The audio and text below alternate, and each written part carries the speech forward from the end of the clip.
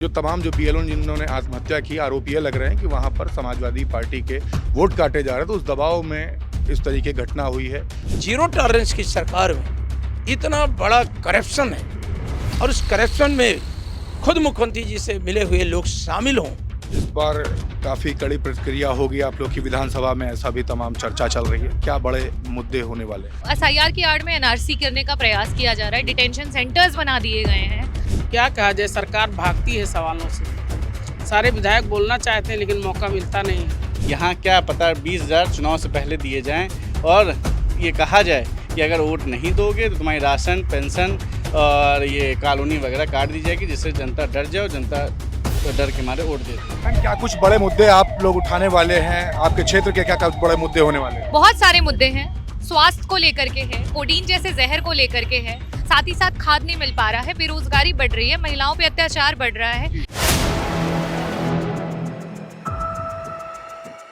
4 PM news network में आप सभी का स्वागत है। मैं हूं क्षितिज कांत। समाजवादी पार्टी कार्यालय में आज तमाम विधायक उत्तर प्रदेश के जो इंडिया गठबंधन और समाजवादी पार्टी के सभी के साथ में एक बड़ी बैठक सपा सुप्रीमो अखिलेश यादव द्वारा संबोधित की गई है। हम बात करेंगे विधायकों से और जानेंगे कि जो शीतकालीन सत्र है इसमें किस तरीके के मुद्दे उठा रहे हैं। सर, काफ़ी कम समय दिया गया है इस शीतकालीन सत्र में, है कैसे देखते हैं?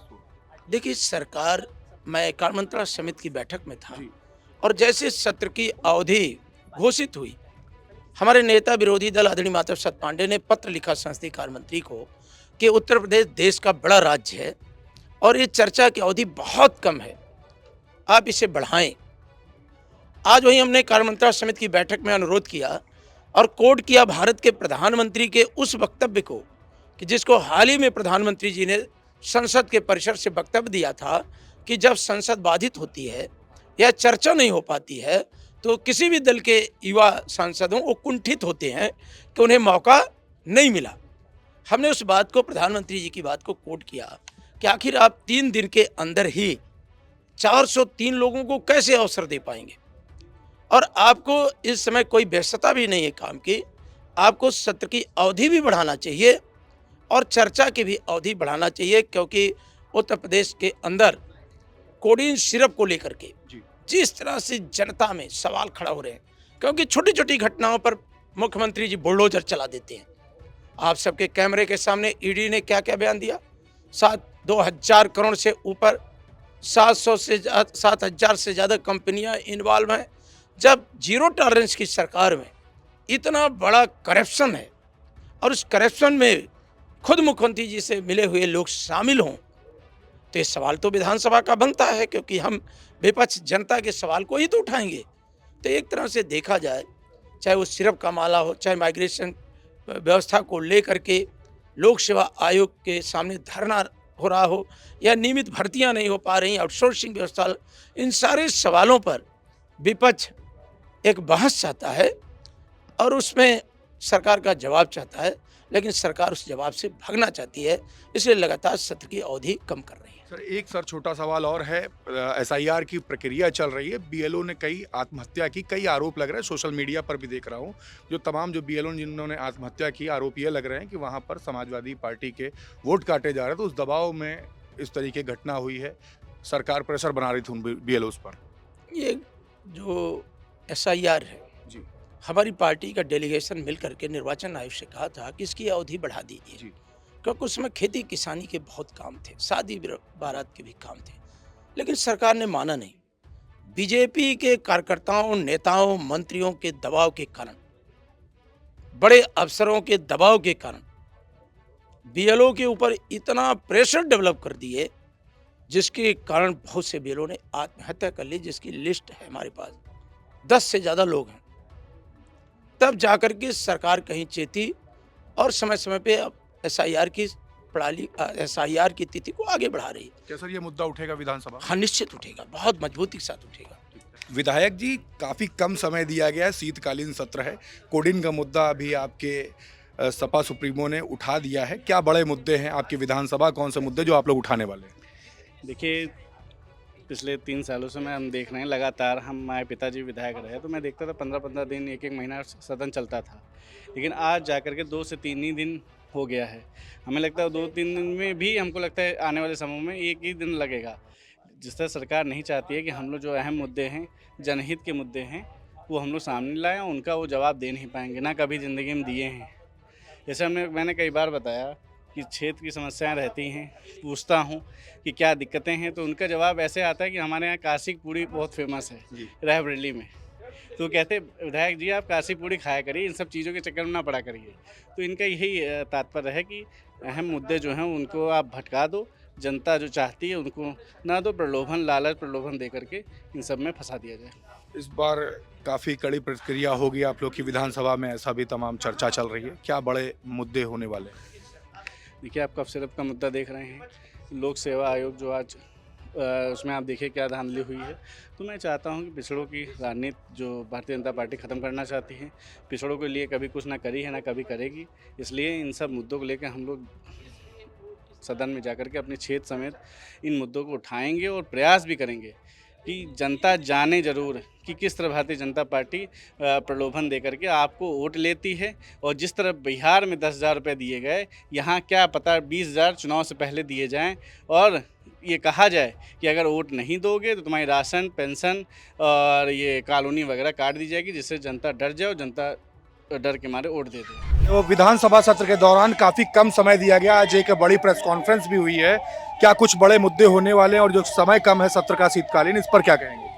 देखिए बहुत ही कम टाइम मिला है और इसका वन ऑफ द रीज़न ये है कि सरकार जो है वो हर समय घिरती ही चली जा रही है। जो उन्होंने एक स्पाइडर वेब क्रिएट किया है, एक जाल बिछाया है, वो खुद उसमें फंसती चली जा रही है। शायद इसीलिए सत्र का टाइम उन्होंने बहुत छोटा रखा है। मैम, क्या कुछ बड़े मुद्दे आप लोग उठाने वाले हैं? आपके क्षेत्र के क्या बड़े मुद्दे होने वाले हैं? बहुत सारे मुद्दे हैं, स्वास्थ्य को लेकर के है, कोडीन जैसे जहर को लेकर के है, साथ ही साथ खाद नहीं मिल पा रहा है, बेरोजगारी बढ़ रही है, महिलाओं पे अत्याचार बढ़ रहा है। ये सारे मुद्दे हैं जिनको हम लोग जो है सदन में उठाएंगे। मैम, एक सवाल और है, आसाम के कुछ रहने वाले लोग हैं जो आके अलग अलग प्लॉट्स पे यहाँ पर रह रहे हैं, उनको आसामी के बजाय बांग्लादेशी कहा जा रहा है, जबकि आर्टिकल 19 1D और 1E साफ कहता है कोई भी कहीं पर भी रह सकता है, देश का व्यक्ति किसी भी राज्य में, फिर भी इसका उल्लंघन किया जा रहा है, संविधान को नहीं माना जा रहा। देखिए एसआईआर की आड़ में एनआरसी करने का प्रयास किया जा रहा है, डिटेंशन सेंटर्स बना दिए गए हैं, और जो ये हो रहा है वो कहीं ना कहीं देखा जा रहा है कि कौन आपका वोटर है और कौन नहीं है। शायद इसीलिए डेटास जो कि सार्वजनिक रूप से ऑन डिजिटल प्लेटफॉर्म्स नहीं अवेलेबल हैं, और उनकी बारे में मुख्यमंत्री के द्वारा वक्तव्य आना, और साथ ही साथ विधायकों के द्वारा, वो भी भारतीय जनता पार्टी के विधायकों के द्वारा कि फला पार्टी के हमने इतने वोट कटवा दिए, इस तरीके के वक्तव्यों का आना ये दिखाता है कि इलेक्शन कमीशन की साठगांठ है भारतीय जनता पार्टी के साथ। और जो ये सारे डिजिटलाइजेशन का वर्क हो रहा है, माननीय राष्ट्रीय अध्यक्ष जी ने भी कहा इस बात को कि जिन्होंने सबसे ज़्यादा पैसा भारतीय जनता पार्टी को इलेक्टोरल बॉन्ड से दिया है, वो लोग इसकी समीक्षा कर रहे हैं, वो इसका काम कर रहे हैं। तो आप उसमें कैसे सोच सकते हो कि निष्पक्षता रहेगी या संविधान को फॉलो किया जाएगा? मैम, सबसे कम समय इस बार सत्र के लिए दिया गया है, क्या कहेंगी इस बार शीतकालीन सत्र को लेकर, और क्या बड़े मुद्दे होने जा रहे हैं? बहुत कम समय हम लोगों को मिलता है, अपनी बात भी नहीं हम लोग रख पाते हैं। क्या कहा जाए, सरकार भागती है सवालों से। सारे विधायक बोलना चाहते हैं लेकिन मौका मिलता नहीं है। इस बार में बड़े मुद्दे क्या होने जा रहे हैं? सबसे बड़ा मुद्दा कफ सिरप। सर, शीतकालीन सत्र शुरू होने जा रहा है, सबसे कम समय दिया गया है, क्या कहेंगे? भारतीय जनता पार्टी की जब से सरकार बनी है, इनके पास जनता के सवालों का कोई जवाब नहीं है। पूरा प्रदेश जल रहा है, चाहे खाद का सवाल उठा लो, चाहे नौकरी का सवाल उठा लो। आज जिस तरह से आरक्षण की चोरी कर रहे हैं, जिस तरह से खाद आज किसान लाइन लगा करके खाद के लिए तड़प रहा है, क्रय केंद्रों पर धान बेची नहीं जा रही है, औने पौने दामों में किसानों को धान बेचना पड़ रहा है। चूँकि इनके पास कोई सवाल का जवाब नहीं है, इसलिए सदन चलाना नहीं चाहते हैं, ये सदन से भागने का प्रयास करते हैं। इनकी मजबूरी है, चूँकि इनको अनुपूरक बजट लाना है, बजट का ये बंदरबांट करना है, बजट के पूरे भ्रष्टाचार का चरम सीमा उस पर चढ़ गया है, इसलिए ये किसी भी सवाल का जवाब न देने के लिए सदन को चलाना नहीं चाहते हैं। कोडीन सिरप को लेकर काफ़ी बवाल मचा हुआ है, आज सपा सुप्रीमो ने भी इस मुद्दे को उठाया, कैसे इसको सर आप लोग हैंडल? ये आज की तारीख में जिस तरह से कोडीन को लेकर सरकार चुप है, मैं समझता हूँ कि सरकार के इशारे पर सारा काम हो रहा है। सरकार को इसमें इंटरेस्ट लेना चाहिए, और सरकार को तत्काल, चूँकि इससे बड़ा भ्रष्टाचार मैं समझता हूं कि उत्तर प्रदेश में कोई नहीं हो सकता। हजारों करोड़ का भ्रष्टाचार देश के प्रधानमंत्री के क्षेत्र से, उनके लगे हुए क्षेत्र से हुआ, और उसमें कई ऐसे नाम जो खुलेआम दिख रहे हैं कि जिन लोगों का नाम आ रहा है, लेकिन सरकार उनके खिलाफ, चूंकि उनके स्वजातीय लोग हैं, सरकार उनके खिलाफ कोई कार्रवाई नहीं करना चाहती। सरकार को तत्काल संज्ञान लेना चाहिए और इतने बड़े भ्रष्टाचार में लिप्त लोगों को तत्काल जेल भेजना चाहिए और बुलडोजर की चाबी ढूंढना चाहिए। और बुलडोजर तत्काल घुमा करके, चूंकि बुलडोजर तो केवल पीडीए पर चलता है, पीडीए के अलावा कभी कोई बुलडोजर नहीं चला है, अब इनको जो है उस बुलडोजर को उन लोगों की तरफ भी ले जाना चाहिए जो भ्रष्टाचार में लिप्त लोग हैं। विधायक जी, शीतकालीन सत्र शुरू होने जा रहा है, काफी कम समय सीमा दी गई है, क्या कुछ बड़े मुद्दे होने वाले? कोडिन को लेकर के तो सपा सुप्रीमो अखिलेश यादव काफी नाराज थे, बड़ा मुद्दा होने जा रहा है, क्या कुछ आपके मुद्दे हैं? 19 तारीख से विधानसभा का सत्र शुरू होने वाला है। 19 तारीख को केवल सुधाकर सिंह, जो समाजवादी पार्टी के विधायक थे, उनके निधन पर शोक व्यक्त करने का काम होगा और सदन स्थगित हो जाएगा। उसके बाद 22, 23, 24 3 दिन जो है सदन चलने का काम होगा। 22 तारीख को केवल वंदे मातरम पर चर्चा होगी। हम लोग चाहते हैं चर्चा का कार्य समय बढ़ाया जाए ताकि पूरा प्रदेश जान जाए कि वंदे मातरम गीत गाने वाले क्रांतिकारियों ने देश को गुलामी से मुक्त कराने के लिए संघर्ष किया था और उस समय आरएसएस या भाजपा का कोई नेता वंदे मातरम गीत गा करके जेल नहीं गया था। ये अंग्रेज़ों की दलाली करने का काम कर रहे थे, मुखबरी करने का काम कर रहे थे, क्रांतिकारियों को फांसी दिलवाने का काम कर रहे थे। इनका देश की आज़ादी में कोई भी योगदान नहीं है।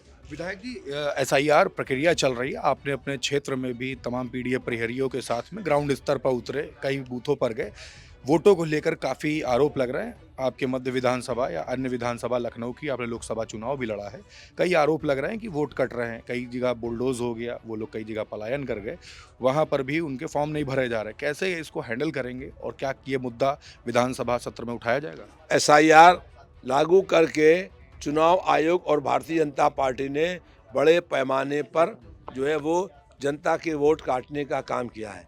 एक मीटिंग में प्रदेश के मुख्यमंत्री ने खुद स्वीकार किया है कि उत्तर प्रदेश से 4 करोड़ लोगों के नाम कट गए हैं।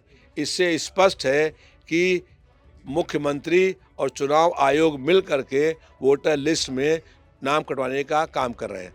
अधिकारियों पर दबाव डाला जा रहा है कि विपक्षी मतदाताओं के नाम वोटर लिस्ट से काटे जाएं। तो भारतीय जनता पार्टी का लोकतंत्र में कोई विश्वास नहीं है। वो बेईमानी करके, वोट चोरी करके, धांधली करके चुनाव जीतने का प्रयास कर रही है।